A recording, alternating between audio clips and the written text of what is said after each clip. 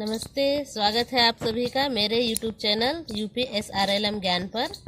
दोस्तों, आज हम लोग कार्यवाही पुस्तिका लिखना सीखेंगे क्योंकि मैंने रोकड़ बही बता दिया है। तो रोकड़ बही से संबंधित आज हम कार्यवाही पुस्तिका लिखेंगे।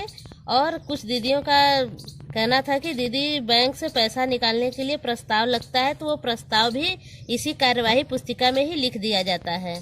तो आज हम दोनों एक साथ कर लेते हैं, इसलिए रजिस्टर को अच्छे से सीखने के लिए वीडियो को अंत तक जरूर देखिएगा। चलिए स्टार्ट करते हैं। जैसे हम लोग देखें, पहले हम लोगों ने रोकड़ बही भरा था पहले, तो मैंने उसमें भी बताया था कि रोकड़ बही से संबंधित ही सारे रजिस्टर होते हैं। तो यहाँ पर आइए देख लेते हैं। जैसे यहाँ पर लिखा है बैठक संख्या, तो रोकड़ बही में हम लोग बैठक संख्या भर चुके होते हैं, तो वही बैठक संख्या उठाकर इसमें लिख दिया जाता है। जैसे मैं आज बैठक संख्या यहाँ 17 लिख रही हूँ। बैठक की तिथि एवं दिन ये भी उसमें भरा रहता है, बस वहीं देखकर हम लोग उतार लेंगे। हमारे रोकड़ बही में ये पहले से ही लिखा रहता है, तो हम लोग वहीं पर लिखे रहते हैं, बस उसको यहाँ पर लिख देना होता है। दिन यहाँ पर लिख लेंगे। आज दिन है जैसे बुधवार, तो हम लोग यहाँ पर लिख देंगे बुधवार। स्थान जैसे दीदी के किस दीदी के घर पे हो रहा है, तो हम लोग यहाँ पर लिख रहे हैं आज वंदना दीदी के घर पे मीटिंग हो रहा है, तो लिख देंगे वंदना दीदी के आंगन में। समय जैसे कि किस दीदी का किस टाइम पे होता है मीटिंग, तो समय यहाँ पर निर्धारित रहता है। किसी का 2 बजे होता है, किसी का 1 बजे, तो हम लोग जो जिस बजे मीटिंग करेगा वो अपना लिख लेगा। यहाँ पर देखिए कार्य सूची 1 लिखा है उपस्थिति। इसका मतलब है कि आपके बैठक में कितने लोग हैं, ये भी हम रोकड़ बही से ही देख सकते हैं। जैसे हमारे बैठक में इसमें 11 लोग थे रोकड़ बही में, तो हम लोग यहाँ पर 11 लिख देंगे।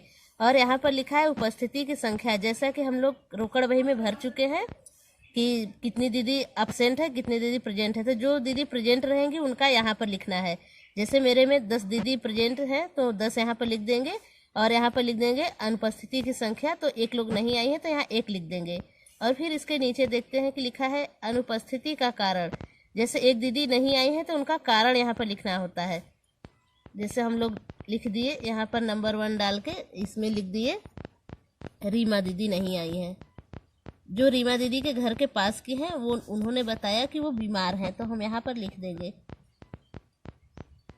बीमार है। अब यहाँ पर देखिए लिखा है संबंधित निर्णय। यहाँ पर लोग समझते हैं कि क्या लिखा जाएगा, तो ये जैसे दीदी बीमार है, तो हम लोगों ने क्या निर्णय लिया कि उनसे दंड लिया जाए कि उनको छुट्टी दे दिया जाए। तो हमारे बैठक में लोगों ने चर्चा किया कि दीदी बीमारी की वजह से नहीं आ पा रही है, तो हम लोगों ने उनको छुट्टी देने का निर्णय ले लिया। अगर दीदी घर पे रह के भूल गई या तो अपने से नहीं आई, तो वहाँ पर हम लोग दंड भी लेने का निर्णय ले लेते हैं। तो हम लोगों ने आज निर्णय लिया है कि छुट्टी मंजूरी की गई है, छुट्टी मंजूर है। यहाँ हम लोगों का संबंधित निर्णय हो गया। अभी देखिए कार्यसूची 2 में आ जाते हैं। लिखा है पूर्व के निर्णय पर कार्यवाही।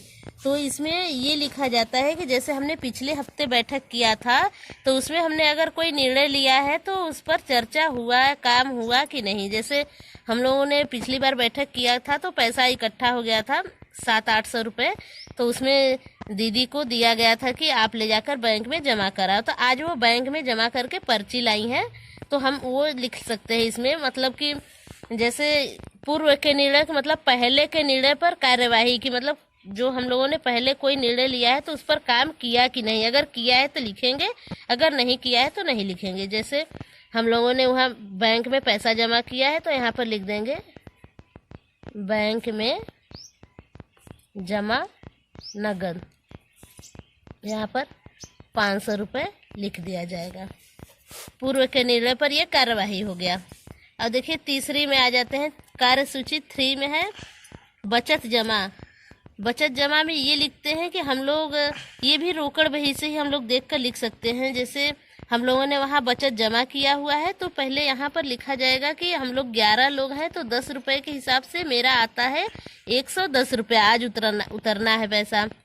और यहाँ लिखा है जमा प्राप्त राशि की इतना तो है, लेकिन आया कितना है, आया कितना है। तो हम लोगों ने 110 रुपये 11 लोगों का हुआ, तो हमारे यहाँ जमा भी 110 रुपया हो गया। तो हम यहाँ भी 110 ही लिखेंगे, क्योंकि जो दीदी बीमार है वो भी अपना पैसा भेज दी हैं। बचत जमा नहीं करने वालों के नाम एवं कारण। जो दीदी बचत जमा नहीं कर रही हैं उनका नाम और क्यों नहीं करी है उनका कारण यहाँ पर लिखा जाता है। बचत राशि जमा नहीं करने पर समूह का निर्णय, मतलब जो दीदियां हैं समूह में वो क्या निर्णय लेती हैं नहीं जमा करने पर, वो यहाँ लिखा जाता है। कार्य सूची 4 में आ जाते हैं, लिखा है ऋण की वापसी। तो रोकड़ बही में देख लेते हैं कि कितना वापस हुआ है। हम जैसे मेरे रोकड़ बही में 200 रुपया किस्त आज वापस हुआ है और 4 रुपये ब्याज मिला है मुझे, तो यहाँ पर 4 लिखेंगे। यहाँ कुल वापसी में यही 204 रुपया लिख देंगे। और यहाँ पर भी देखिए लिखा है ऋण वापस नहीं करने वालों के नाम एवं कारण। तो जिस दीदी को आज देना था किस्त और ब्याज जो नहीं लाई है उनका नाम और कारण यहाँ पर लिखा जाता है। ये हो गया। यहाँ पर लिखा ऋण वापसी नहीं करने पर निर्णय, जैसे जो दीदी ऋण वापस नहीं कर रही हैं आज जिनका किस्त है, तो उन पर क्या समूह निर्णय ले रहा है, उन पर फाइन लगेगा कि अगले बैठक में वो लेकर आएंगे। जो निर्णय लिया जाता है यहाँ पर लिख दिया जाता है। कार्य सूची 5 में आ जाते हैं ऋण संबंधित निर्णय, जैसे आज की बैठक में किसी दीदी को पैसा दिया जा रहा है, तो यहाँ पर जैसे संगीता दीदी है बैठक में, संगीता दीदी को आज 500 रुपया दिया गया है, तो मैं यहाँ पर उनका लिख कर दिखा देती हूँ। संगीता दीदी पैसा ली है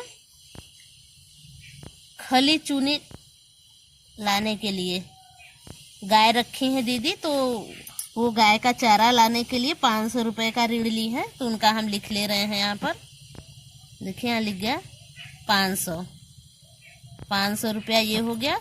और उनको ये तो प्रस्तावित राशि उन्होंने मांग किया 500 का, अगर हम 500 पूरा दे रहे हैं तो यहाँ भी 500 लिख लेंगे। अगर उनको ऋण प्राप्त करा दिया गया है तो यहाँ पर हाँ लिख दिया जाएगा।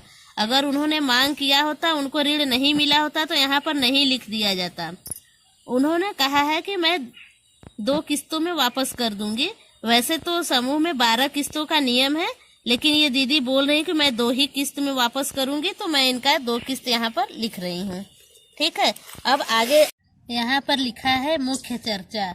तो हम यहाँ पर मुख्य चर्चा में दीदी देखिए, हम लोग पहले मुख्य का मतलब समझे। मुख्य मतलब खास बात, हमारे समूह से संबंधित खास बात ये होती है। पहले पैसे की बात उसको खास मानते हैं, तो मुख्य चर्चा में हम लोग पहले पैसे का बात लिख लेते हैं ऊपर। जैसे एक दीदी को मैंने, प्रियंका दीदी को 500 रुपये उधार दे दिए हैं। संगीता दीदी जो है, सॉरी, संगीता दीदी को मैंने 500 रुपया ऋण दिया है, तो उनका मैंने कार्य सूची 5 में दिखा दिया है। तो यहाँ पर हम मुख्य चर्चा में भी यही लिखेंगे। यहाँ पर संगीता दीदी का नाम नहीं लिखा जाएगा, लिख दिया जाएगा एक दीदी को नया ऋण मंजूर किया गया है। ये मुख्य बात है हमारे समूह में। और दूसरी मुख्य बात, और जैसे हम लोगों ने बैंक में जमा नगद कर दिया है, तो उसका हमने पहले से ही दिखा दिया है कि बैंक में इतना पैसा जमा हुआ है, तो हम लोग मुख्य में सिर्फ एक बात लिख सकते हैं, वो भी सबसे जो मुख्य हो। उसके बाद हम लोग एजेंडा के अनुसार कार्यवाही लिखते हैं।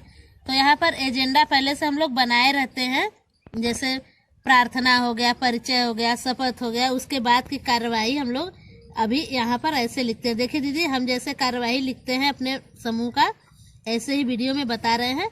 अगर कोई दीदी अलग तरीके से लिख रही हो तो मुझे भी कमेंट कर कर बता दें, ताकि मैं उनका भी देख सकूं कि कैसे लिखती है। जैसे हम लोग यहाँ पर कार्यवाही लिख कर अब साधारण जो हम बैठक करते हैं हम लोग अपने मीटिंग का, वो लिख रहे हैं, बता रहे हैं आपको। कार्यवाही में हम जैसे लिखेंगे यहाँ पर,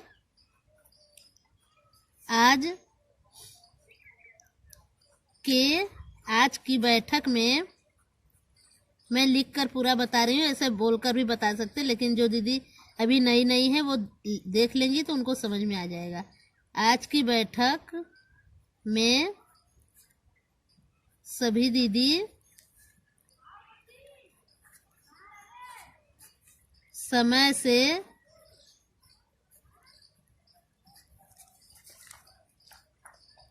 उपस्थित हुई हैं। अगर समूह सखी बैठक में आई रहेंगी तो उनका भी चर्चा इसमें किया जाता है। उपस्थित हुई हैं। प्रार्थना और परिचय के साथ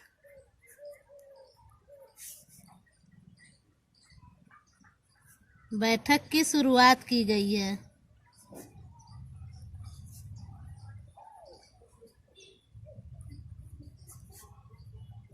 की गई है। अब इतना तो हो गया। अब समूह में हम पिछले बैठक की कार्यवाही की समीक्षा भी करते हैं। जैसे इतना लिख लिए तो पिछले बैठक पर भी थोड़ा नज़र डालते हैं हम लोग, जो लेखापाल द्वारा सुनाया जाता है। पिछले बैठक की कार्यवाही की समीक्षा, तो हम यहाँ पर और लिख लेंगे इसमें 2 लाइन। बैठक में पिछले बैठक की कार्यवाही को बीके का मतलब होता है बुक कीपर दीदी या लेखापाल दीदी। बीके दीदी ने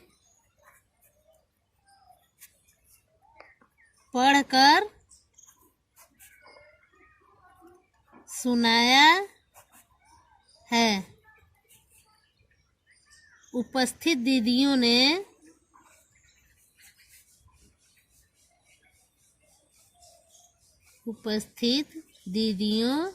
ने कार्यवाही सुनकर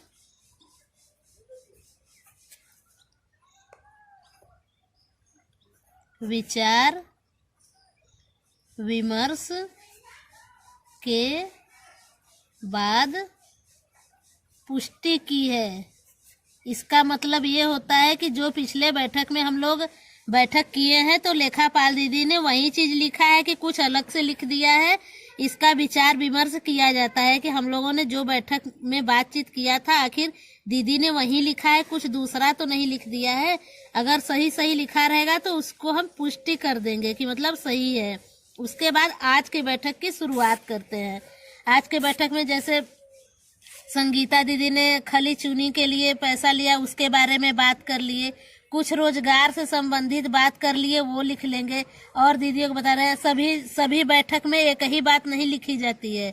जैसे कि हम लोग अच्छे चीज हम लोग अपने बच्चों की पढ़ाई पर चर्चा कर सकते हैं, अपने घर के काम काज के बारे में चर्चा कर सकते हैं, और ऐसे ही अपने रोजगार के लिए हम लोग और क्या क्या साधन अपना सकते हैं उस पर चर्चा करके इसमें लिख सकते हैं। ऐसे ही साधारण बैठक में मतलब एक कार्यवाही ऐसी बननी चाहिए जिससे लगे कि हम लोग बैठक करके आपस में सचमुच का बातचीत करते हैं और बैठक का नियम का पालन अच्छे तरीके से करते हैं। जैसे मैं यहाँ पर एक चर्चा लिख रही हूँ, आप लोग ये देख लीजिए, इसी के आधार पर लिखा गया है। जैसे यहाँ पर लिखे हम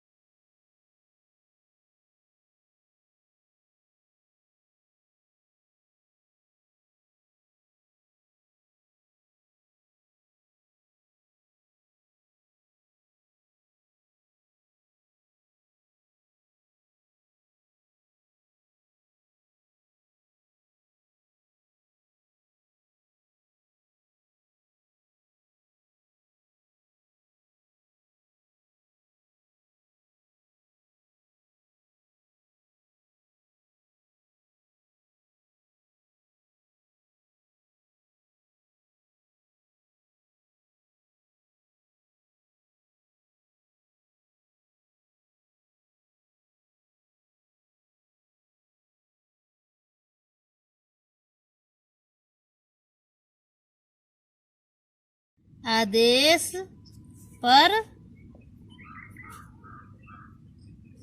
हस्ताक्षर